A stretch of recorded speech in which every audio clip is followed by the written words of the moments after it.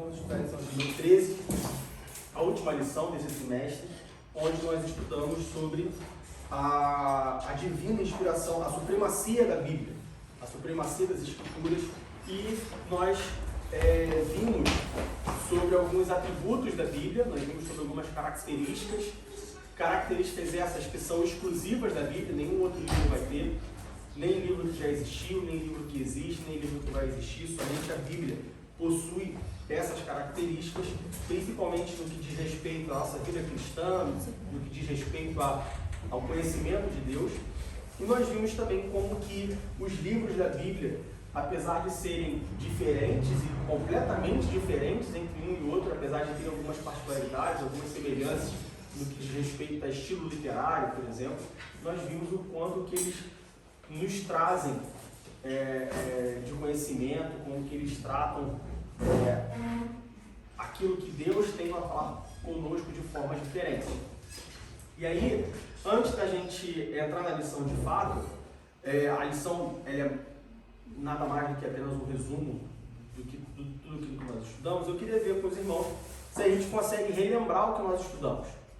Já que a última lição, o que nós estudamos? O que nós vimos nas últimas 12 lições?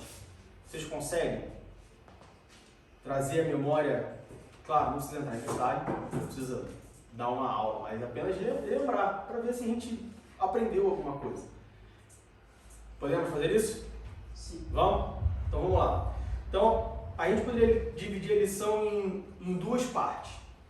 Na primeira parte, que foi da lição 1 até a lição 4, até a lição 3, as lições 1, 2 e 3, nós aprendemos a parte doutrinária sobre a Bíblia. Ou seja, nós aprendemos algumas doutrinas que são a base ou são o fundamento para nós termos a Bíblia, ou termos a confiança de que a Bíblia é a palavra de Deus, e aí, a partir daí, nós passarmos a estudá-la e considerá-la como a verdade. Vocês sabem me dizer quais foram essas doutrinas? Eu vou começar, tá bom? Na primeira lição nós estudamos sobre a autoridade da Bíblia. Nós vimos que a Bíblia é a autoridade máxima no que diz respeito a Deus. Ou seja, tudo aquilo que eu quero saber de Deus está na Bíblia. Nós vimos a autoridade da Bíblia. Na segunda lição nós vimos uma doutrina, vou dar uma dica, uma doutrina que se divide em 3 partes. E nós falamos sobre essas 3 partes, com essas 3 doutrinas, ao longo de toda a lição. As divinas inspirações da Bíblia. A divina inspiração da Bíblia, que fala sobre o quê? Inspiração verbal. Não, a divina inspiração, a inspiração divina da Bíblia, ela fala sobre o que, essa doutrina? Que Deus soprou. Não. Foi inspirada pelo Espírito Santo. Os homens escreveram, os apóstolos escreveram. Não, a inspiração divina da Bíblia. Ela diz que a Bíblia foi escrita por Deus. Deus é o autor da Bíblia. Aí depois, a inspiração verbal da Bíblia, que diz o quê? Você deu a resposta já.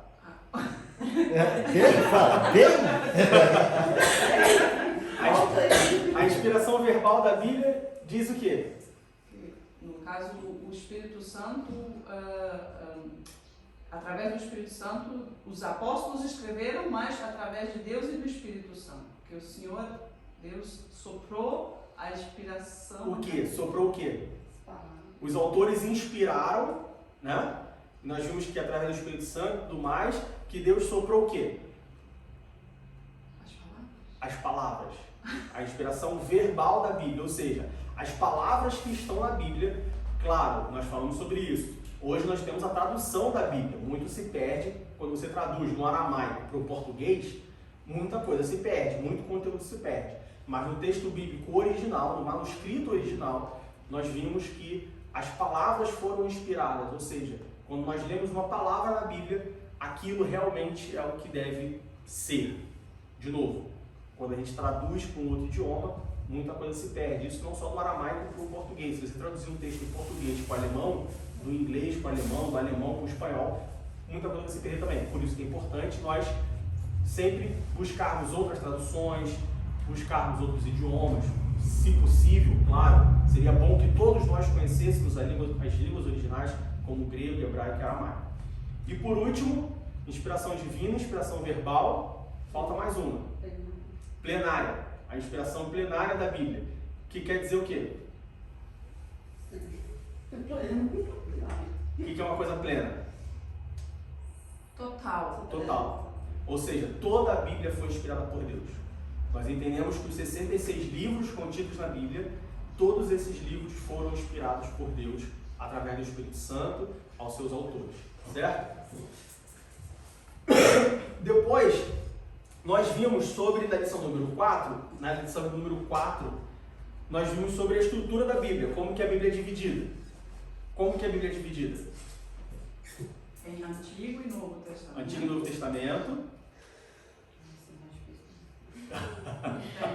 Começa com o Pentateuco, depois vem os livros proféticos, depois vem os... Não, tem que falar na ordem? Não precisa não, eu vou exigir tanto. Vamos lá, Antigo e Novo Testamento, certo? No Antigo Testamento são quantos livros? Não, quantos livros tem? 66 no total. 66 no total. 27 do Novo. 27 do Novo e matemática. Acho que o antigo, acho que estava escrevendo. Primeira série, 39 do Antigo. Certo? Isso. Nesses 39 do Antigo Testamento, eles são divididos em 1, 2, 3, 4, 5 subdivisões. A primeira, Pentateuco. Depois do Pentateuco. Vamos tentar fazer na ordem. Primeiro, Pentateuco. Depois do Pentateuco. Os profetas? Não. Salmos? Não. Então, livro de poema. Não. O que acontece no final do Pentateuco? O Pentateuco é Gênesis, Êxodo, Levítico, Números e Deuteronômio. O que acontece no final do Pentateuco? Vem os reis, depois do... E os reis está em que característica? Tá fazendo o quê? Ele faz o quê? Tá contando. os livros históricos. Históricos. Pentateuco, históricos. Depois dos históricos. Os Proféticos. Na verdade, a gente tem o poético e o profético, né? Poético e profético. Quais são os livros poéticos? Alguém sabe dizer? Jó. Cantares de Salomão. Isso. Lamentações de Jeremias. Não. Isso é Provérbios. Salmos. Salmos. Ainda falta um. Falta um. E. Provérbios. Salomão. E. Não. Jó. Começa com E. Eclesiastes. Isso aí. Então a gente tem Pentateuco, históricos, poéticos, proféticos. Os proféticos são... Não, os proféticos têm duas... Ainda tem duas divisões. Que é o... Profetas maiores e menores, né? Porque uns são mais importantes que os outros, certo? Não. Não? Por que de que então? Porque uns escreveram mais que os outros. Isso, muito bem. Fechamos o Antigo Testamento. Agora os 27 do Novo Testamento. Nós temos o quê? Os 4 evangelhos. Os 4 evangelhos, Atos dos Apóstolos. que é um livro. Que é um livro o quê? Na ordem do antigo. Vê. Exato. Histórico. Ele conta a história da igreja, não é? Depois de Atos nós temos Romano. cartas. E aí essas cartas se dividem em 2 tipos, que são epístolas paulinas e epístolas Gerais. E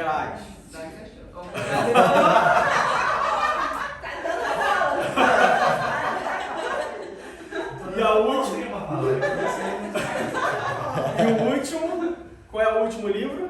Profético. Apocalipse. Muito bem. Então essa foi a lição número 4. Nós vimos sobre a estrutura da Bíblia, como que a Bíblia está dividida, certo? Uma pergunta, eu não lembro se a gente falou sobre isso, mas a Bíblia ela tem essa divisão. Essa divisão é cronológica? Não. A Bíblia não está dividida em ordem cronológica. apesar de Gênesis contar as primeiras coisas e Apocalipse ser as últimas coisas, ela não está escrita em ordem cronológica. Não significa que uma coisa aconteceu depois. Não significa, por exemplo, que Jó, e aí é o melhor exemplo, que Jó aconteceu antes ou depois de Abraão, por exemplo. Ou que Jó aconteceu antes ou depois de Abacuque. A gente não tem, porque Jó é um livro que a gente não conhece quando que ele foi escrito, né? A gente até discutiu sobre isso aqui na aula. Mas se ele é escrito, se é Novo Testamento e Velho Testamento, como que ele seguiu essa? Tipo assim, você está dizendo que ele não foi cronológico. Isso. Mas e como que eles conseguiram dividir o Novo e o Velho Testamento? Bom, 2 pontos. Primeiro que o Novo e o Velho Testamento tem a ver não com os livros mais novos ou os livros mais antigos. Tem a ver com o quê? Antes de Jesus e depois da vinda de Jesus. Sim, mas Aliança. por que Novo e Velho Testamento? Velho Testamento é a Antiga Aliança, Novo Testamento é a Nova Aliança. Velho Testamento a gente tinha a lei, a salvação era pela lei, lembra? A lei como um aio para nos levar à salvação em Cristo, a salvação, para nos levar à salvação. E no Novo Testamento nós temos a Nova Aliança, que é a salvação por meio da graça. Esse é o primeiro ponto. O segundo ponto, é claro, tem livros que você sabe que foram escritos depois de outros, como os evangelhos, como as cartas, elas claramente foram escritas depois dos profetas menores, dos profetas maiores, porque elas estão localizadas no ponto histórico ali. Mas, por exemplo, entre os 4 evangelhos, vocês sabem qual foi escrito primeiro e qual foi escrito por último? A gente não tem. Mateus, a ordem é Mateus, Marcos, Lucas e João, certo? Mas isso não significa que Mateus foi escrito antes de Marcos. Entendeu? Ou que Marcos foi escrito antes de João. Na verdade, foi. Mas Podemos, no caso, ter em consideração a diferença entre o Antigo Testamento e o Novo Testamento, sim, porque tem um marco histórico do nascimento de Jesus. Porque tem um marco histórico. Os livros ali, entretanto, Isso. quem Dentro vem deles primeiro. ali, não. Ok? Então, pode ser, se você for olhar a data que os livros foram escritos, eles não estão organizados cronologicamente. Tanto que você tem coisas em crônicas e coisas em reis que são contemporâneas. Não necessariamente vieram uma depois das outras. Salmos, por exemplo. Você tem reis, você tem Samuel, você tem reis que fala sobre Davi e tem salmos que foi escrito por Davi. Que pode ter sido escrito por Davi, alguns salmos foram escritos por Davi antes, a gente entende que foi escrito antes de se tornar rei. Como, por exemplo, o Salmo 23. Né? Ele não era rei ainda. E ele está lá depois de que ele é ungido rei e se torna rei. Entendeu? Então não está em ordem cronológica. Por isso que fica tão confuso para mim. Talvez sim. Existem, eu sei de pelo menos uma Bíblia, se não me engano, da Central Gospel. Acho que o Senhor Malafaia lançou essa Bíblia, que é uma Bíblia cronológica, em ordem cronológica. Mas eu não aconselharia você usar ela como a sua Bíblia referência, né? Porque todo cristão deve ter pelo menos uma Bíblia. Uma Bíblia, essa aqui é a minha Bíblia de referência, meu ponto de partida, e aí você tem outras Bíblias auxiliares para o seu estudo, para o seu devocional e tudo mais. É uma boa Bíblia de você ter, mas não como a sua única Bíblia. A Bíblia que você traz para a igreja, por exemplo. Entendeu?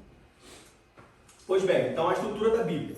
E aí depois na lição 5, na lição 5 nós vimos como nós devemos estudar a Bíblia, como nós devemos ler a Bíblia. E aí nós vimos 2 regras de leitura da Bíblia que são fundamentais para todo mundo que quer ler a Bíblia, para você ler e interpretar a Bíblia corretamente. Tem 2 regras que são fundamentais. Hermenêutica e exegese. E exegese. E o que a exegese nos diz? O que essa regra significa? O que essa regra diz? A forma como nós devemos ler a Bíblia. É ela que diz que nós temos que olhar para dentro. Não. Ou não? Então nós temos que olhar o contexto. Olhar o contexto. Exegese, extrair. Ok. Né? Extração, aí você pensa para fora. Ok. Então a exegese diz que nós temos que analisar o contexto. Texto sem contexto é pretexto. Então sempre que você estiver lendo um versículo, lendo uma passagem, observa o contexto. E que contexto é esse que nós temos que observar? Somente o contexto da passagem ali? Não. O Se eu estou lendo o capítulo 5, eu tenho que observar somente o capítulo 4 e o capítulo 6?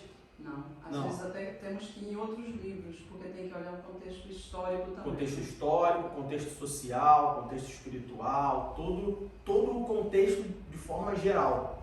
O que estava acontecendo naquele lugar, as pessoas, tudo isso. E a outra regra é a hermenêutica, e aí sim a gente tem que olhar para dentro. Mas olhar para dentro em que sentido? Literalmente o que está escrito na palavra, né? Digamos assim. Então, mas o exegese é para fora, o hermenêutica é para dentro, mas para dentro no sentido de quê? Da Bíblia. Mas o quê? A palavra. Tá. Estou lendo li aqui 1 Timóteo capítulo 4, versículo 1. Mas o Espírito expressamente diz que nos últimos tempos apostatarão alguns da fé, dando ouvidos a espíritos enganadores e a doutrina de demônios. E aí, se eu quiser aplicar a hermenêutica nesse versículo, eu tenho que olhar para dentro da Bíblia, para a palavra, mas em que sentido? O que Deus quer falar. Hã? O que Deus quer falar. Não. E você só pode buscar o que significa dentro da Bíblia. Isso. A Bíblia interpreta ela própria. Ela mesma. O significado desse versículo, a interpretação desse versículo tem que estar dentro da Bíblia. Eu não posso buscar a interpretação da Bíblia fora da Bíblia. E o que significa você buscar a interpretação da Bíblia fora da Bíblia? É você ir para um livro de A ou B, é para você ir para um vídeo de não sei quem, uma palestra de não sei o que lá. Não, a interpretação tem que estar na Bíblia, porque não existe interpretação da Bíblia fora da Bíblia. É claro, de novo, existem leituras auxiliares, existem livros, enciclopédias, dicionários, manuais, que você pode usar como referência, como material auxiliar.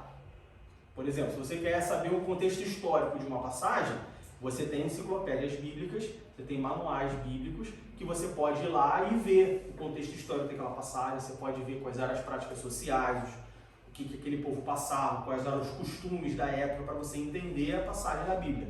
Mas isso são referências auxiliares, nunca primárias. Ok? Tá. Depois nós aprendemos em como ler as Escrituras, e aí nós vimos que, bom, de fato, se a Bíblia ela tem autoridade, se a Bíblia é de fato a palavra de Deus, se a Bíblia realmente contém tudo aquilo que foi escrito, e nós sabemos como nós devemos ler a Bíblia, como nós devemos interpretar a Bíblia, então agora a gente está pronto para deixar a Bíblia ser o nosso guia, deixar a Bíblia ser o nosso manual de instruções. Então sempre que a gente quiser saber como nós devemos proceder, basta nós irmos até a Bíblia que nós vamos aprender na Bíblia. E aí nós entramos nas divisões de que nós vimos que cada livro, ou cada grupo de livro, fala de uma forma diferente. Nós vimos, por exemplo, que a lei e os evangelhos revelam o quê? O ministério de Jesus. O Pentateuco e os evangelhos revelam o quê? A antiga aliança, na época da lei, como é que nós deveríamos nos portar para pedir perdão dos nossos pecados perante Deus. Sim. E aí, nesse perdão na lei e no perdão dos pecados perante Deus, o que isso revelava? O que isso significava? Que nós, no caso, no Antigo Testamento, nós não tínhamos o acesso direto a Deus. Sim, e aí por isso tínhamos que fazer sacrifícios. Mas esses sacrifícios apontavam para o que ou para quem? Para Jesus. Para Jesus. A lei e os evangelhos nos revelam Jesus Cristo. Quando nós vemos lá na lei, no Pentateuco, o povo fazendo sacrifício, tendo que matar um animal, não só o povo, mas Abraão, por exemplo, tendo que Deus falando para Abraão matar o seu único filho, aquilo está apontando para quê? Para o sacrifício de Jesus. Assim como o Evangelho aponta para o sacrifício, apresenta Jesus, agora vindo ao mundo como homem, e apresenta o seu sacrifício de que, olha, esse é o sacrifício perfeito, é através dele que nós temos a salvação. Depois nós vimos sobre os livros históricos e os livros poéticos, como que eles de formas diferentes falam ao nosso coração e nos mostram como nós devemos prosseguir. Com os livros históricos, nós aprendemos tudo aquilo que Deus fez pelo povo. Nós aprendemos também como não fazer, porque nós vemos como que o povo errou e como que o povo se distanciou de Deus errando, e aprendemos como não fazer. Às vezes nós não aprendemos somente o que fazer, nós também aprendemos o que não fazer, certo? Depois nós vimos sobre os livros proféticos, tanto no Antigo Testamento quanto no Novo Testamento. No Antigo Testamento nós vimos que os livros proféticos eles denunciavam o pecado, né? O que os profetas faziam? Denunciavam o pecado, mas o quê? a santificação para as requeria a pessoas. santificação do povo. Mais o quê? Também apontava um pouquinho já para a vinda de Jesus. Através dos profetas messiânicos, né? Quem sabe dizer um profeta messiânico? Isaac. Não. Isaac não foi profeta. Isaías. Isaías é foi um profeta messiânico, foi o mais famoso deles, foi quem profetizou primeiro sobre o Messias. Pois bem, então as profecias. Depois nós estudamos sobre Lucas e Atos.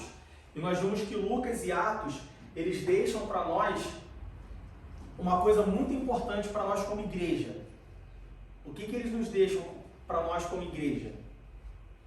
Por que é importante a igreja ler o livro de Atos principalmente e se apoderar do livro de Atos como, né, uma coisa muito importante para a igreja? Para nós como igreja, como congregação. É porque eles deixam o que para nós? Como? Como se portar, não as doutrinas, não, porque as doutrinas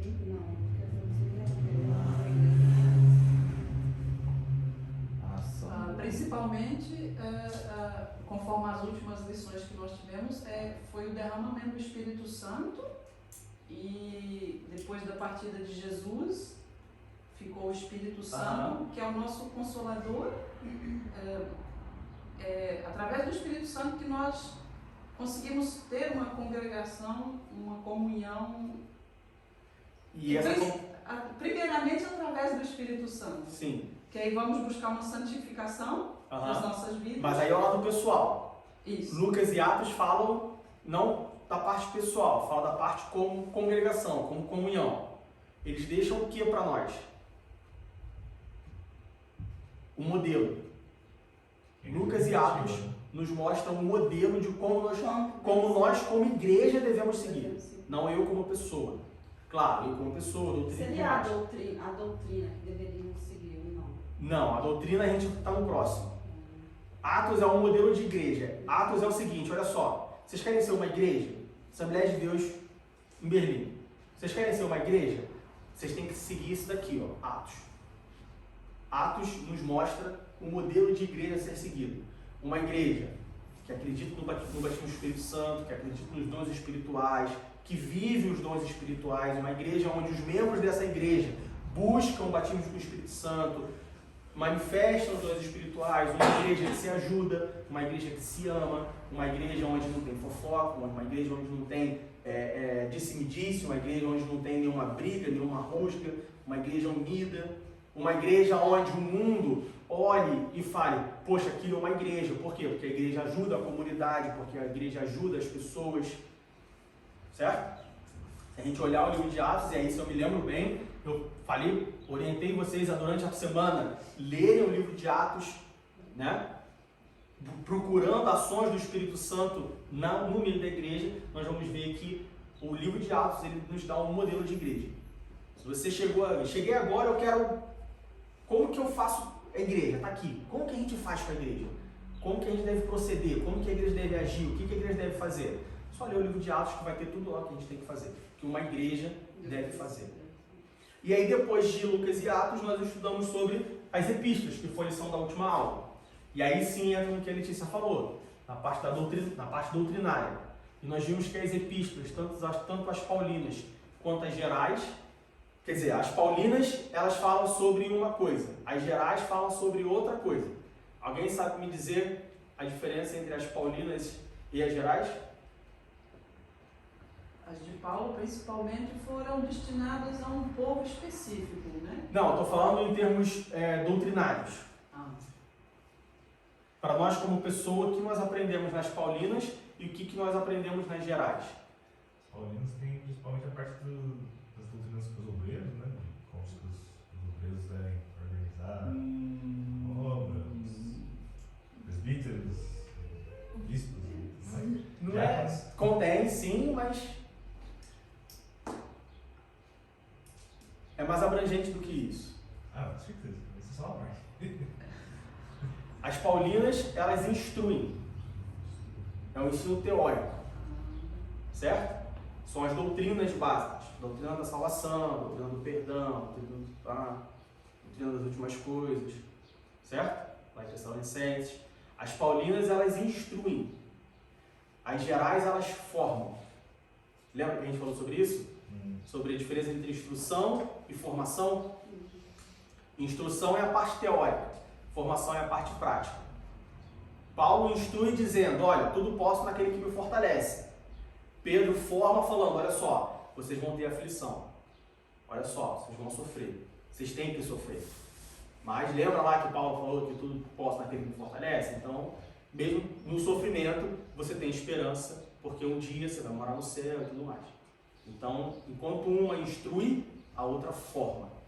Instrução e formação são coisas diferentes. A gente não pode ter só instrução e a gente não pode ter só formação. Se eu tiver só instrução, eu tenho a teoria, mas eu não tenho a prática. Eu sei que tudo posso naquele que me fortalece, mas quando vem uma luta, quando vem uma dificuldade, eu saio da igreja. Eu não tenho a formação. Se eu tiver só a formação e não tiver a doutrina, eu vou ter só aprendizado prático. Eu vou fazer, mas não sei por que eu estou fazendo. Vai ser que dá certo. Eu aprendi como que eu faço bolinha de queijo com a Lidiane. Ela me disse lá e eu fiz. Dá certo. Mas aí, agora eu não tenho mais o sal com iodo, eu tenho só o outro sal. Aí eu fico perdido. Qual sal que eu boto? Quanto que eu coloco? Se eu souber a teoria, eu sei que, bom, se o sal é assim, eu tenho que colocar menos. Se o sal é assado, eu tenho que colocar mais. Se eu não tenho esse queijo, eu posso colocar o outro. Porque eu tenho a teoria e não tenho só a prática. Então, instrução e formação. Nós precisamos de instrução e precisamos de formação. Ok? E aí, nós chegamos na nossa última lição. Lição de número 13, que fala sobre a leitura da Bíblia. A leitura da Bíblia e a importância da escola dominical. Nós passamos 12 lições estudando sobre a Bíblia. Nós vimos que a Bíblia é de fato autoridade máxima. Nós vimos que a Bíblia foi escrita por Deus, ela foi inspirada por Deus na sua totalidade, plenária, verbal. Nós vimos que a Bíblia ela trata de todos os assuntos. A Bíblia tem resposta para todos os assuntos, certo? Tem alguma coisa que a Bíblia não tem resposta? Só se for uma pergunta que realmente você não tem que saber. Só se for uma pergunta que você não tem que saber. A Bíblia tem resposta para tudo aquilo que nós precisamos saber. Tudo que nós, como ser humano, pecadores, que precisamos chegar ao céu, que precisamos voltar a ter comunhão com Deus, Deus dá a resposta na Bíblia. Agora, aquilo que não for necessário para que eu volte a ter comunhão com Deus, isso a Bíblia não se compromete em responder. Algumas coisas ela responde, outras ela simplesmente não fala nada. Então, os dinossauros existiram ou não? Qual a relevância disso para eu voltar a ter comunhão com Deus? Zero. Então, a Bíblia não vai responder esse tipo de pergunta. Tá? Então, nós estudamos tudo isso. E aí, tudo isso tem um propósito. O importante hoje, quando der 11h20, que a gente terminar a lição, o nosso objetivo é não só entender como a Bíblia foi escrita, por que ela foi escrita, o que ela contém, do que ela trata, mas acima de tudo isso, nós entendermos que a Bíblia é fundamental para a minha vida cristã. Eu preciso ler a Bíblia. Eu preciso estudar a Bíblia. É nós entendermos que, bom, não basta eu só vir à igreja prestar o meu culto. Eu preciso vir para a escola dominical. Vamos ler 1 Timóteo capítulo 4. Nós vamos ler do versículo 6 ao versículo 16. 1 Timóteo capítulo 4, do versículo 6 ao versículo 16. Diz assim: propondo estas coisas aos irmãos, serás bom ministro de Jesus Cristo, criado com as palavras da fé e da boa doutrina que tens seguido. Mas rejeita as fábulas profanas e de velhas e exercita-te a ti mesmo em piedade. Porque o exercício corporal para pouco aproveita, mas a piedade para tudo é proveitosa, tendo a promessa da vida presente e da que há de vir. Esta palavra é fiel e digna de toda aceitação, porque para isto trabalhamos e lutamos, pois esperamos no Deus vivo, que é o Salvador de todos os homens, principalmente dos fiéis. Manda estas coisas e ensina-as. Ninguém despreze a tua mocidade, mas seu o exemplo dos fiéis na palavra, no trato, no amor, no espírito, na fé, na pureza. Persista em ler, exortar e ensinar até que eu vá. Não desprezes o dom que há em ti, o qual te foi dado por profecia, com a imposição das mãos do presbitério. Medita estas coisas, ocupa-te nelas, para que o teu aproveitamento seja manifesto a todos. Tem cuidado de ti mesmo e da doutrina. Persevera nestas coisas, porque fazendo isto te salvarás, tanto a ti mesmo como aos que te ouvem. Bom, como eu disse, nós estudamos sobre a lição, sobre a Bíblia, nesses últimos 12 domingos. Nós vimos que a Bíblia, ela de fato, ela tem não só autoridade e inspiração divina, mas ela de fato nos traz o conhecimento daquilo que nós devemos saber para nós caminharmos bem. Tá? A Bíblia é como se fosse o manual de instruções de um carro, com o GPS de um carro, com a gasolina de um carro. Ou seja, você precisa fazer uma viagem, você precisa saber como o carro funciona, você precisa saber qual o caminho, você precisa de combustível. A Bíblia te dá essas três coisas. Ela te diz como você funciona, ela te diz qual é o caminho que você deve seguir e ela te dá o combustível para você seguir esse caminho. Por isso que é fundamental que nós conheçamos a Bíblia. E aí, o primeiro tópico que nós queremos, que eu quero falar com vocês hoje, é sobre o que nós estamos fazendo aqui. É sobre isso que nós estamos fazendo, a Escola Bíblica Dominical. A Escola Bíblica Dominical, ela não é apenas uma outra reunião da igreja. A Escola Bíblica Dominical, ela não é apenas um outro culto que a igreja tem. Ou a Escola Bíblica Dominical não é apenas uma oportunidade que o presbítero Diego tem de falar 1h30 porque ele gosta de falar muito. Não. A Escola Bíblica Dominical, ela é uma escola. E o que é uma escola? É onde você aprende. E aí onde deve entrar a nossa consciência de que, assim como eu tenho que frequentar uma escola secular, você conhece alguém que não frequentou a escola?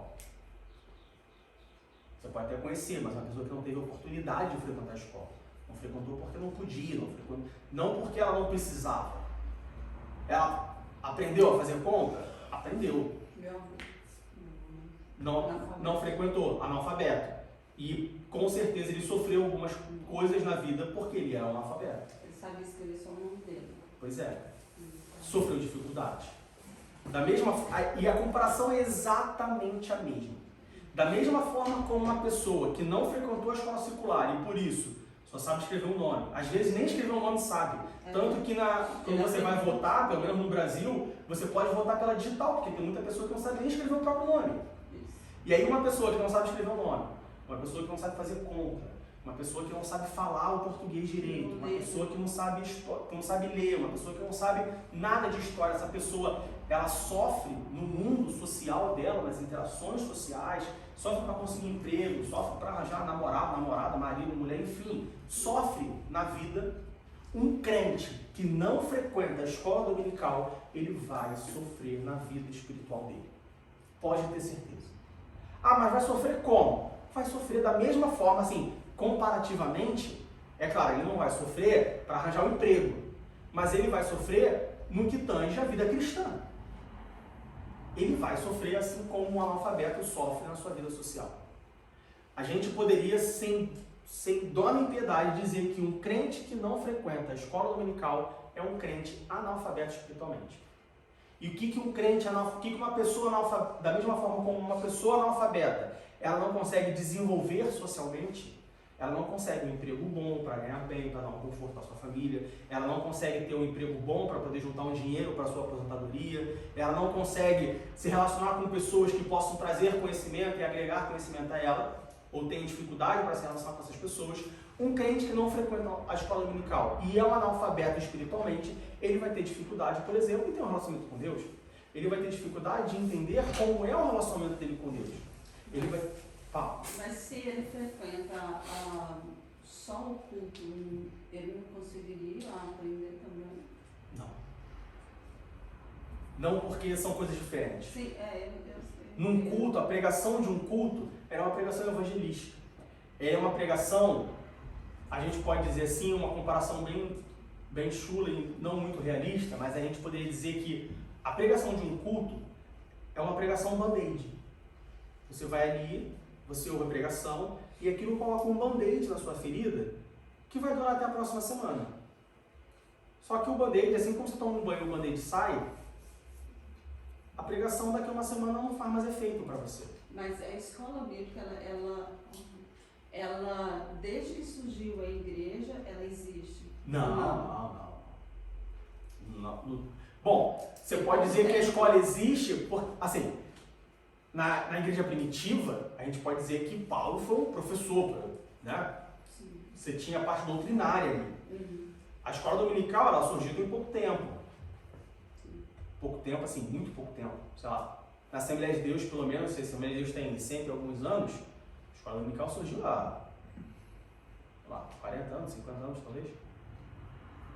Surgiu há muito pouco tempo. A escola dominical, que eu digo, uma escola dominical como nós fazemos aqui. Um culto tá? escola dominical. Um culto escola dominical que tem um formato, que tem uma revista com 13 lições baseadas em assuntos, separada, com um currículo, ou seja, aqui nós não estudamos, hoje, esse trimestre nós vamos estudar sobre isso, porque eu acho legal esse assunto. Não, existe um currículo, existe, né, uma... Mas a partir de quando quer dizer, não é a partir de quando, mas em que momento em que a igreja viu que isso era necessário? Assim, porque até então, se existia, tipo assim, só a doutrina, se só tinha um culto, mas qual foi a necessidade, então, de se ter a escola bíblica? Quando que as pessoas se sentiram e falaram assim, não, é necessário que a gente também estude? Foi quando as pessoas começaram a fazer como chama quem estuda e faz faculdade de teologia? Não, eu diria que, através do Espírito Santo, foi quando as pessoas começaram a ter consciência de que, bom, por que a gente vai ficar só na pregação, uma coisa rasa, se a gente pode ter um momento dedicado a de fato estudar? Porque até então, algumas pessoas estudavam por si próprio, né?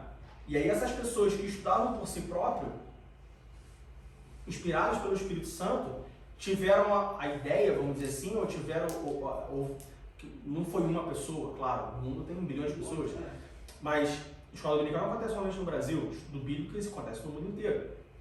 Mas essas pessoas, movidas pelo Espírito Santo, elas perceberam que, bom, por que só eu vou estudar a Bíblia se outras pessoas talvez não tenham tempo de estudar a Bíblia? Querem, mas não podem, querem, mas não têm o tempo, querem, mas não têm os recursos. Então vamos ter a escola bíblica dominical, assim como nós temos a escola. Porque todo mundo, agora, então, depois da pandemia, tem o homeschooling, todo mundo pode estudar em casa. Mas nem todo mundo tem tempo para ensinar os filhos em casa. Nem todo mundo tem um conhecimento que eu falo de matemática, de alemão, de ciências, de história, para ensinar o seu filho, por mais que você queira. Então essas pessoas orientadas pelo Espírito Santo, guiadas pelo Espírito Santo, elas falam, bom, vamos aqui dedicar um tempo onde alguém que tem um tempo para estudar possa ensinar aqueles que não têm, compartilhar com aqueles que não têm tempo para estudar. Tá? Também tem aquele ponto, você já até falou, mais ou menos, porque antes da escola dominical, isso foi o que eu aprendi também, né? Antes da escola dominical, nos cultos sempre houve a mensagem, o momento de pregação, mas a palavra era de fato ensinada nos cultos de doutrina. Sim. Entende? Então, por exemplo, algumas igrejas hoje ainda mantêm o culto que é oração e doutrina. Então ali era ensinado. Sim, é verdade. Entendeu? A palavra. Porém, aí entra o que o Diego já falou, de que quando a gente prepara, o pastor de uma igreja prepara uma doutrina para aquela igreja, ele se baseia na necessidade atual daquela igreja. Então, uma igreja precisa, digamos, o presbítero Diego está de frente da igreja e aí ele está vendo que nós, como ovelhas, nós estamos muito dispersos com a nossa vida espiritual. Então, ele vai trazer uma doutrina para a igreja em relação à vida espiritual. A escola bíblica dominical, aí é como se pensasse assim, a gente pode pensar assim, a igreja necessita de todos os âmbitos, eu não tenho que ficar me preocupando só com a necessidade atual da igreja. Então nós teremos temas onde tratarão de assuntos específicos que uma igreja necessita ter. E daí o decorrer foi o que ele já explicou, entendeu? Que aí não se fica preso mais somente a um pastor de uma igreja preparar uma doutrina para a igreja. Mas sim, na escola bíblica dominical, A escola dominical agora vai abranger todos os âmbitos, todos os pontos de que uma igreja precisa ter para sobreviver. Entendeu mais ou menos o que eu quero dizer? Sim, não, entendi. É porque, assim, como eu era pequenininha, eu ia para a igreja, e a igreja que eu ia não tinha, não me lembro, não tinha escola dominical, né? Minha mãe, eu ia junto com minha mãe.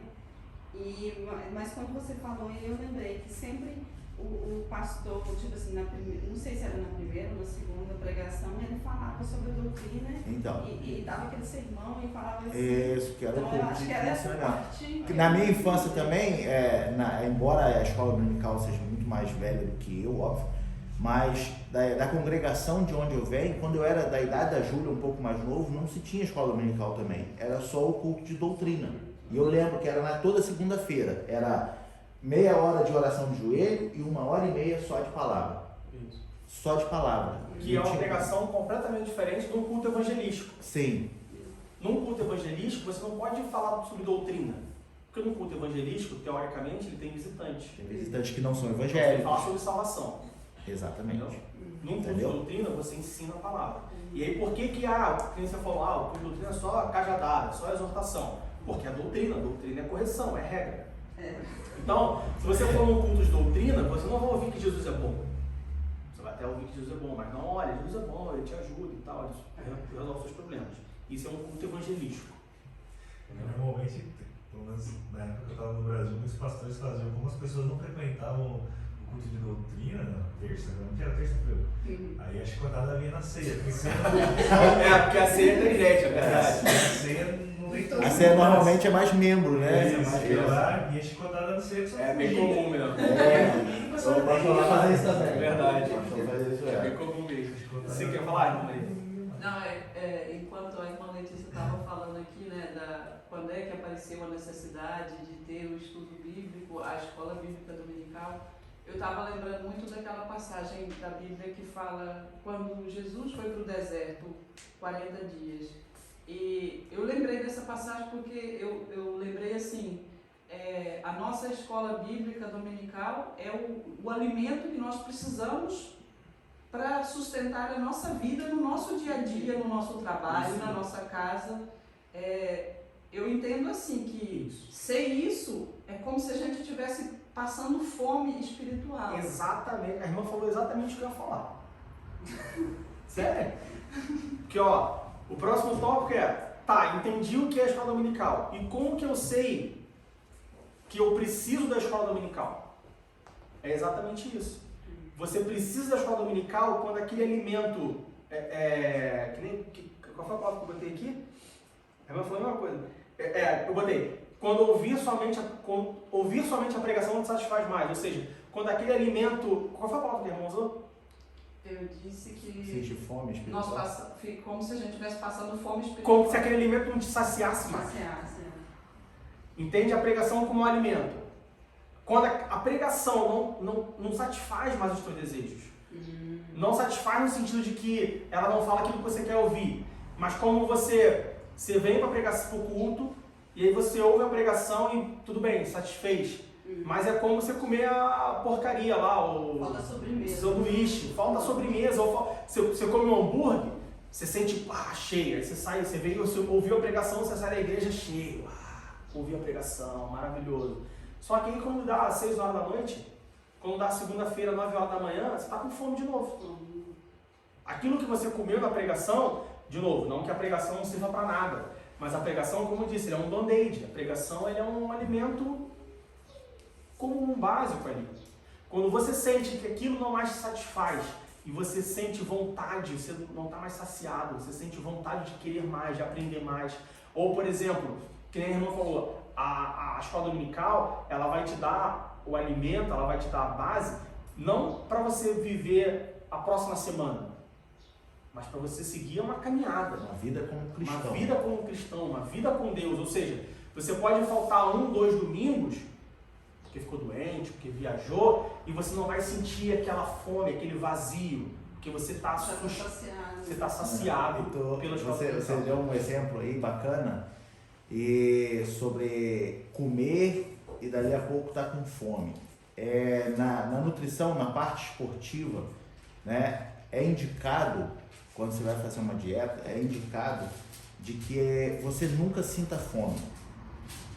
Então você tem que estar sempre comendo. Sempre comendo, mesmo sem fome. Por quê? Porque quando você sente fome e vai comer, você come qualquer coisa. Entendeu? Se você fica desesperado, de fome, eu tô com fome, pum, peguei qualquer coisa e comi. É exatamente isso. Entendeu? Então, se você tá numa dieta espiritual da palavra, você come mesmo sem fome. E aí você procura bem o que você vai comer. Isso. Entendeu? Então, é a mesma analogia, é a mesma coisa. Entendeu?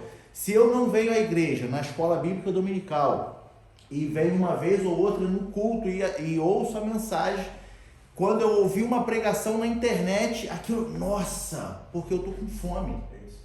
Como que é lixo? Eu tô com fome. E aí eu nem conheço aquele pastor, eu não sei, nem abri a minha Bíblia para verificar se o que ele está falando é realmente bíblico.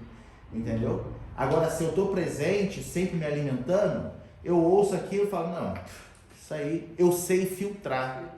É como a alimentação no dia a dia mesmo, entendeu? Se você não está com fome, você consegue pensar, fala, não, isso aqui eu não vou comer, porque isso aqui vai me fazer mal, mas eu vou comer isso aqui. Entendeu? É bem feito analogia. É o crescimento espiritual, né? Quando a gente é bebê, né? Se alimenta de coisa líquida, seria pra dizer que a palavra é só coisa líquida, mas depois que você vai crescendo, o leite não satisfaz mais o bebê. Então você precisa comer coisa sólida. Na escola dominical, sólido. E é interessante a gente também não cair no ponto de ficar classificando o que é mais ou menos importante. Como o Diego deixou bem explicado, a pregação, embora seja como um band-aid, mas ela é evangelística, ou seja, ela também tem a sua importância. Entendeu? Então a gente não pode também ignorar a pregação. Não vou ouvir a pregação não, porque eu sou aluno da escola dominical. Não. Então, como aluno da escola dominical, nós também temos que saber que a pregação tem a sua importância dentro de um culto. Porém, o que te mantém vivo é o ensinamento da palavra. O que eu costumo dizer assim, se eu tiver que escolher um culto, eu vou para a escola dominical. Lá no Brasil, a gente tinha escola dominical domingo de manhã, 9 horas, e tinha um culto 7 horas. Você imagina uma situação, e tinha várias pessoas assim, que as pessoas simplesmente não tinham dinheiro para pagar a passagem 2 vezes. Então ela tinha que literalmente escolher um culto para ir. Então se você tem que escolher um culto, escolha o culto da escola dominical. Tá? No nosso caso, já essa desculpa não cola, porque a gente tem a escola dominical emendada com o culto. Já é junto ali. Mas, por exemplo, vamos dizer que nem já aconteceu com a Letícia, inclusive. Dela ter um compromisso, dela chegar, assistir a escola dominical, acabou a escola dominical, ela vai embora. Porque ela tinha um compromisso. E aí, eu não sei se foi isso realmente que aconteceu, mas você tem um compromisso e você tem que escolher se você vai assistir a escola dominical ou se vai assistir o culto. Venha para a escola dominical. Saia antes do culto, mas venha para a escola dominical. Não é que ela é mais importante, mas como a gente acabou de falar, ela te dá abastecimento para você ir mais longe. E o que o Vinícius falou sobre a dieta de um bebê, de uma criança, e é o que o presbítero falou, é isso. Assim, você com 30 anos, você não come a comida que você comia com 10. Você não come a comida que você comia com 2. Por que a igreja sofre hoje? Porque a igreja, que eu digo com I minúsculo, por que os crentes sofrem hoje? Porque tem muito crente com 60 anos comendo comida de crianças de 2 anos. Querendo tomar leite pó, leite ninho. Não, o crente com 60 tem que comer comida com 60. O crente de 30 tem que comer comida de 30. Entende? E assim como uma criança, eu conheço uma criança que ela não come comida. E por causa disso ela tem problema na fala. Porque ela não come comida, só come biscoito, só come líquido. Por conta disso ela não desenvolveu a mandíbula, o maxilar, o músculo, o fortalecimento. E por conta disso ela fala que não é um bebê, mesmo já tendo 6, 7 anos de idade. Da mesma forma acontece com o crente. Porque ele não come comida espiritual, porque ele não estuda a Bíblia, porque ele não vem à escola dominical, ele atrofia espiritualmente e aí comete erros, sofre consequências desse atrofiamento espiritual. E aí, para você consertar uma coisa atrofiada, dá muito mais trabalho. A fisioterapia, ela é mais cara do que a alimentação. Entende? Você queria falar alguma coisa também? Você levantou a mão. Era só também não é uma analogia, até no nosso dia a dia, durante a semana, durante o mês que seja, às vezes aparecem inúmeras situações, seja no trabalho ou por aí, em qualquer lugar, que nós somos confrontados com a nossa espiritualidade. E eu própria já senti isso, que é, eu senti que eu deveria ter mais amadurecimento espiritual, porque eu fui confrontada com uma situação, mas eu não estava preparada para confrontar aquela situação.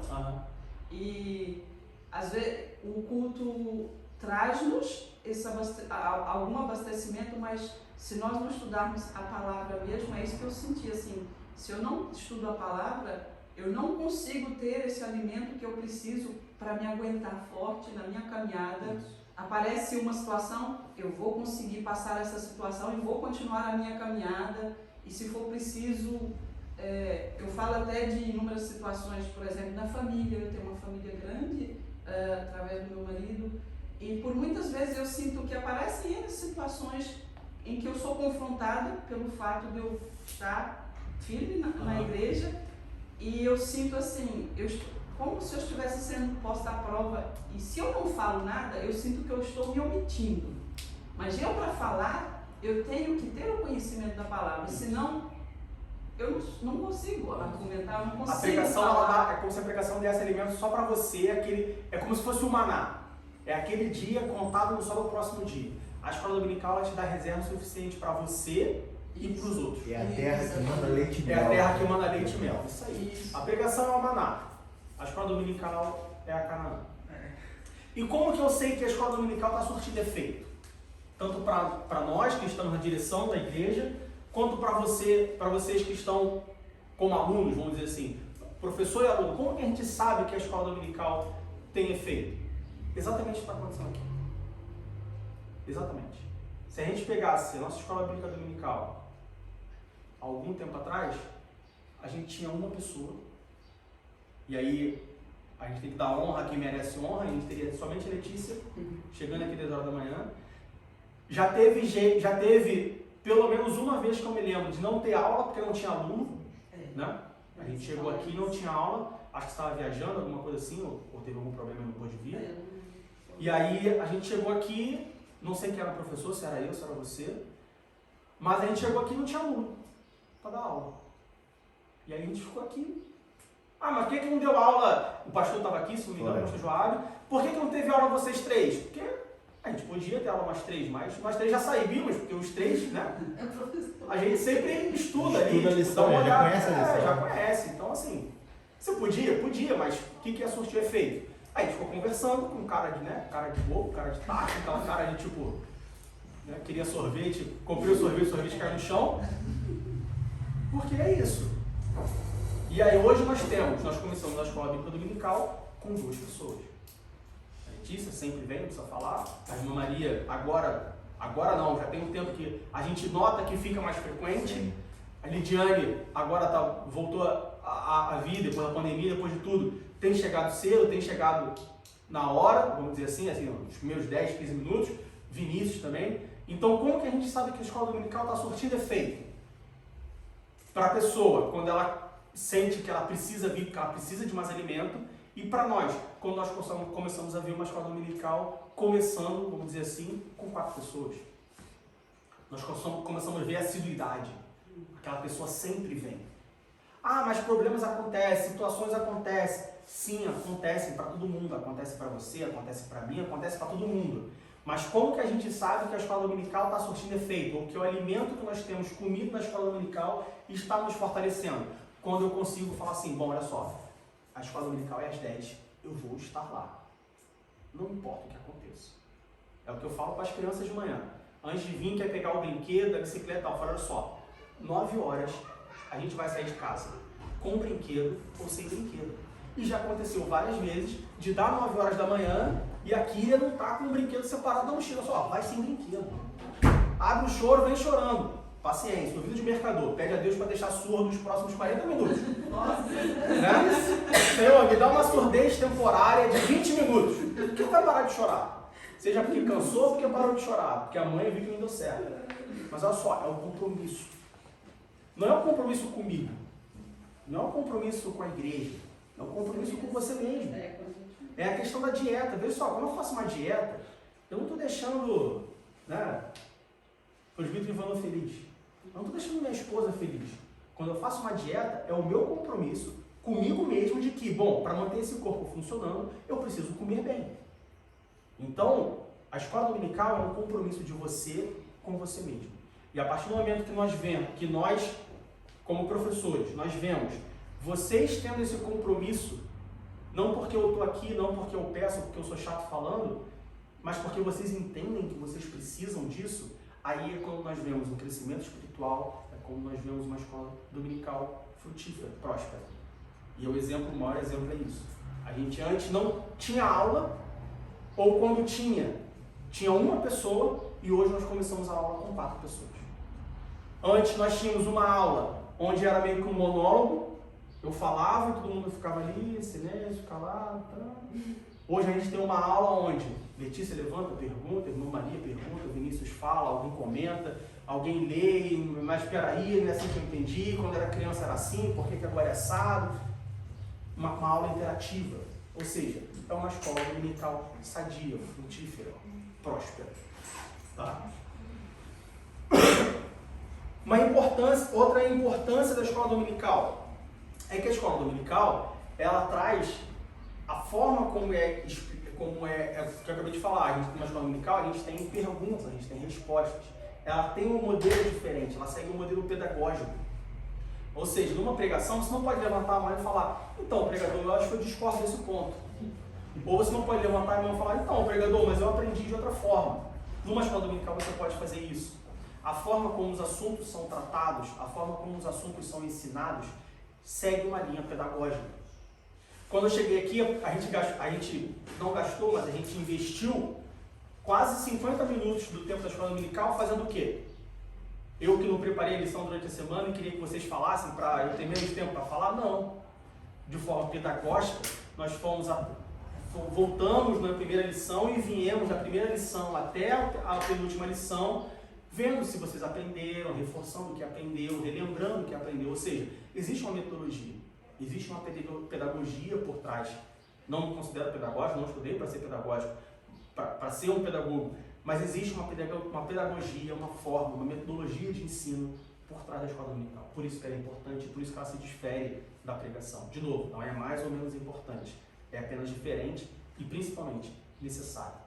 Porque é o material, como é o material desenvolvido. Isso, tem todo e eu trabalhei, particularmente eu trabalhei na CPAD, que é a editora que provê as revistas que nós utilizamos, e eu sei de perto, bom, meu avô ele foi muito, durante a sua vida inteira, ele foi autor, depois ele foi consultor doutrinário, então, assim, eu não só vi porque eu trabalhei na editora e eu vi como é que é o processo, mas eu passei 30 anos da minha vida, 31 anos da minha vida, né, vendo o processo que alguém passa por escrever aquilo ali. Então, quando a gente traz aqui um assunto para vocês, a gente trata uma lição para vocês, isso não foi tirado de trás da orelha.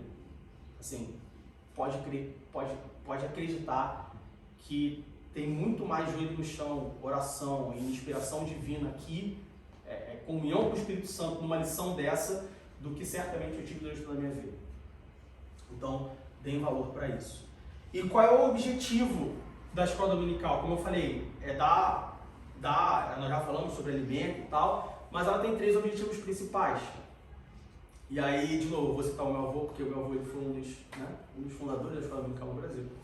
Mas existem o que ele falava, o que ele afirmava, inclusive no livro que ele escreveu sobre a escola dominical, o manual da escola bíblica dominical, existem 3 objetivos básicos. O primeiro objetivo, evangelizar. Mas como assim? A escola dominical é para evangelizar? A escola dominical não é para nós, cristãos? Bom, mas vocês lembram que eu falei que todos nós temos um propósito? E que o nosso propósito primário é ganhar almas para Jesus? Esse é o propósito primário de todo cristão, né? Todo cristão é um obreiro. Todo obreiro ele trabalha na obra. A escola dominical também. O propósito dela também é ganhar almas para Jesus.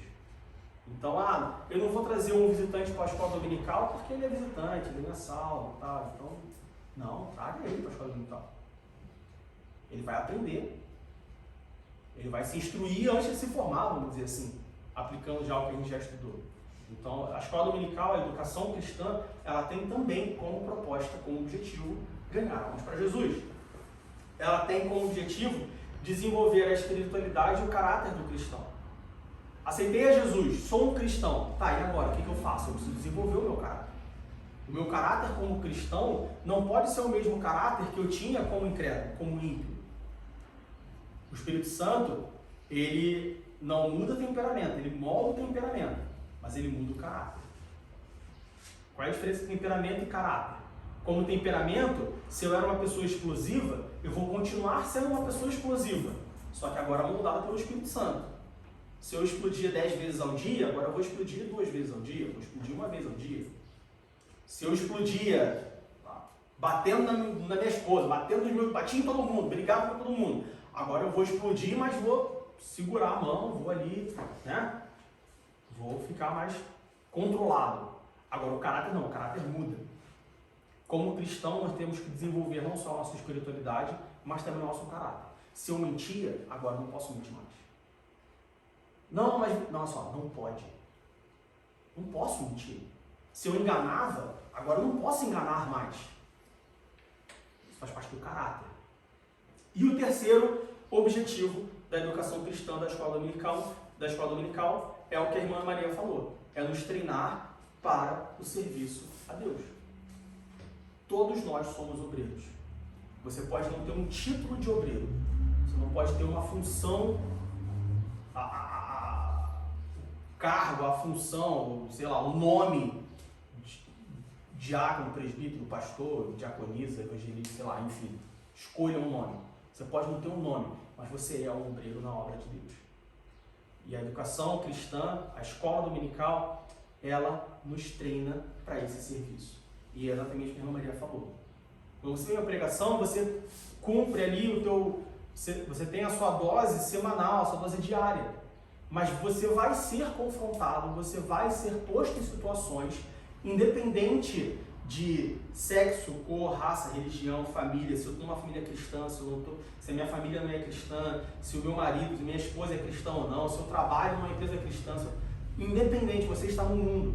E a Bíblia diz que o mundo jaz no maligno. Então, independente da sua situação, em algum momento, você vai ser confrontado. Você vai precisar falar do amor de Cristo. Você vai precisar falar alguma coisa. E é nesse momento que nós colocamos em prática o treinamento que nós recebemos aonde? Na escola bíblica dominical. Assim como uma pessoa que quer ser médica, ela tem que frequentar uma faculdade por 5, 6 anos e fazer residência, para quando alguém chegar, ela poder tratar aquela pessoa como médico. Um crente que quer ser, uma pessoa que quer ser cristã, que quer ser salva, ela tem que frequentar uma escola para quando chegar o momento ela saber tratar aquela pessoa que está precisando de Jesus. Então nós precisamos, porque um outro objetivo da escola bíblica dominical é treinar o cristão para o serviço a Deus, para o serviço ao qual nós fomos chamados. Ninguém é chamado para ficar parado. Não é que Deus deu a salvação, mas ele requer algo. Bom, de certa forma ele requer algo em troca, que é a santificação, mas não foi de graça. Não é que não foi de graça porque Deus cobra. Eu já falei aqui sobre isso. Não é de graça porque nos constrange. Como que eu sei que uma pessoa morreu por mim, por causa disso agora eu posso ter a vida eterna, e eu vou ficar parado, eu vou ficar inerte, sabendo que existem outras pessoas que não conhecem esse Deus? Como que eu, quando sofro uma perda familiar, uma perda íntima, assim, eu fico triste, mas eu tenho um consolo, porque Deus fala no meu coração de que, olha, foi necessário e tal, e você, por mais que diante da morte você se sinta triste, mas consolado, você vai ver uma pessoa que perde um ente querido, está desesperado, e você não vai querer apresentar Deus para essa pessoa, para que essa pessoa seja consolada também. Isso nos constrange. Então a escola dominical, ela nos treina para que a gente possa executar a obra. Por último, a escola dominical, para nós encerrarmos, a escola dominical ela não é um ponto de chegada. a escola dominical é um ponto de partida. Assim como a salvação é um caminho de volta a Deus, a escola dominical ela é um ponto de partida, ela é apenas um começo. Por que eu digo isso? Porque na escola dominical você vai aprender que tudo aquilo que você faz está errado. Como assim, Diego? Você vai aprender que você tem que fazer muito mais daquilo que você faz. É como se a escola dominical te apresentasse um mundo completamente novo. Sei lá, você mora no Brasil, Rio de Janeiro. Aí você foi e viajou, bom, posso pegar um ônibus aqui e ir para São Paulo. Aí você pega um ônibus e vai para São Paulo. Agora eu posso pegar um ônibus e ir para o Espírito Santo. Você pega um ônibus e vai para o Espírito Santo. Aí de repente alguém chega para você e fala assim, então, sabia que existe um avião? Vamos tirar a questão financeira. Vamos supor que você pode ir para qualquer lugar do mundo. Sabia que existe um avião? Aí você fala assim, avião? O que é avião? Então, o avião ele pode te levar para a Europa, ele pode te levar para o Japão, ele pode te levar para a África. E você fala assim, mas eu posso ir lá? Posso. Só que aí agora você tem um outro problema, que é o quê? Uma viagem do Brasil para a Europa é 10 horas de voo. Você precisa de mais tempo, você precisa de outra roupa, você precisa comer outras comidas, você precisa falar outros idiomas. A escola dominical é isso. A escola dominical é quando alguém chega para você e fala, então, tem um avião. Você pode conhecer o mundo. E aí você fica assim, e agora? Aí você lê a Bíblia, e quando você lê lá o Salmo 23, versículo 1, você não lê só o Senhor é meu pastor, nada me faltará, ai que bom, nada vai me faltar, porque o Senhor é meu pastor. Você lê o Salmo 23, versículo 1, e você fala assim, bom, tem exegese, bom, tem hermenêutica, tá, qual é a exegese? Em que contexto isso foi escrito? O que acontecia? E tal, hermenêutica. Bom, se aqui diz que no Salmo 23, versículo 1, que o Senhor é meu pastor, não me faltará, tem algum outro lugar que fala que Deus é pastor também. Aí você começa a procurar em que outro lugar que Deus é pastor. E aí você vai ver, e vai encontrando, e você vai pesquisando, ou seja, é um fio que nunca acaba. É como você pega um novilho que chama, isso, né? E você puxa o fio assim, você vai puxando e vai vindo, e vai puxando e vai vindo, só que é um novilho infinito. Que você vai fazer isso o resto da sua vida. É o que o mundo fala que é a caixa de Pandora. Você abre, acabou. É o resto da sua vida fazendo isso. E aí, como que você faz isso? Leitura da palavra, disciplina. Muita gente acha que a disciplina está sempre atrelada a um castigo, está sempre atrelada à punição. Não, disciplina é regra. A disciplina, ela é bíblica. Não por causa do castigo, não por conta da punição, mas por conta da regra. Nós servimos a um Deus santo. Então, para nós servirmos Ele, nós temos que ser santos também. Mas nós nunca vamos conseguir ser santos. Não vamos. Pelo menos não com essa capa pecadora que nós temos. Mas eu posso buscar a santificação. Eu preciso cumprir aquelas regras. Eu preciso observar aquelas regras. A escola dominical ela vai te ensinar essa disciplina. A escola dominical vai te ensinar a ler a Bíblia. Nós temos que ler a Bíblia. Como que você quer ser crente sem ler a Bíblia? Não pode. É como um piloto de avião querer pilotar sem o manual de voo. Não sei se vocês sabem, mas todo piloto de avião, quando você pega um voo da Lufthansa, o piloto ele tem um catatal. Bom, hoje em dia não é mais uma maçaroca de papel, é um tablet, alguma coisa assim, mas ele tem um catatal de página ali de instrução de voo que ele tem que saber, tem as cartas, ele tem que ler aquilo. Ah, mas ele é piloto de avião há 500 anos. Tá, há 500 anos ele lê, se ele for piloto por mais de 500 ele vai continuar lendo. Porque ele não pode pilotar um avião sem estar com aquele papel, sem estar com aquele livro, sem ler aquilo ali, ele tem que ler. A vida cristã também. Ah, mas eu já li a Bíblia durante 30 anos. Tá, e se você viver mais 30, você tem que ler a Bíblia mais 30. E aí, acho que foi na semana passada, na semana retrasada, a gente estava conversando com a Francine ali depois do culto, e a gente falando sobre o devocional, sobre o culto doméstico, sobre as diferenças, não é? Existe diferença entre eu ler a Bíblia, existe diferença entre o devocional da Bíblia, existe diferença entre eu estudar a Bíblia. Ler a Bíblia é uma coisa, fazer um devocional é outra coisa, estudar a Bíblia é uma terceira coisa diferente. Nós, como cristãos, depois que você passa pela escola dominical, você entende que você precisa ler a Bíblia, você precisa do devocional da Bíblia e você precisa estudar a Bíblia. O ler a Bíblia, você lê a passagem, ela fala com você naquele momento. O devocional, você lê uma parte e aquilo vai te mostrar ou vai te ensinar como que você aplica aquilo na tua vida cristã, no teu dia a dia, naquela semana, naquele dia. Estudar a Bíblia vai fazer com que você entenda o devocional e a leitura. Então a gente não pode se preocupar somente em ler a Bíblia. Ah, eu leio a Bíblia. Tá, mas você faz um devocional? Você tira um tempo para você fazer um devocional? Porque ler a Bíblia você só lê. O devocional geralmente você faz uma oração, você lê buscando uma aplicação mais prática, você lê um versículo ali, você lê uma passagem, você busca, bom, como que eu posso aplicar aquilo na minha vida? O que aquilo significa para mim? Você estuda a Bíblia? Ah, mas eu já faço devocional, eu já leio a Bíblia, eu tenho que estudar a Bíblia. Tem, claro que tem. Porque estudando a Bíblia você vai se aprofundar cada vez mais. Estudando a Bíblia você vai parar de comer lá, de tomar mamadeira de leite em pó e você vai passar a comer comida sólida. E aí depois você vai passar a refeição completa. E aí depois você vai chegar a comer uma rabada, um cozido que vai deixar você, né, de bucho cheio durante bastante tempo. São coisas diferentes, mas necessárias. Ok? Para nós terminarmos, nós passamos 13 domingos aqui estudando de novo sobre a Bíblia. Só um comentário. Aqui, quando a gente está em contato com a palavra, isso é uma ideia. Quando você está em contato com a palavra, você está aprendendo, você está lendo, você está estudando. Quando você ouve a palavra, digamos que é o leite, digamos assim, eu tenho a impressão que você retém muito mais, porque você está vendo na prática aquilo que você estudou e você está em contato. Então é muito mais fácil para você lembrar de uma coisa que você está em contato do que uma coisa que você não tem contato.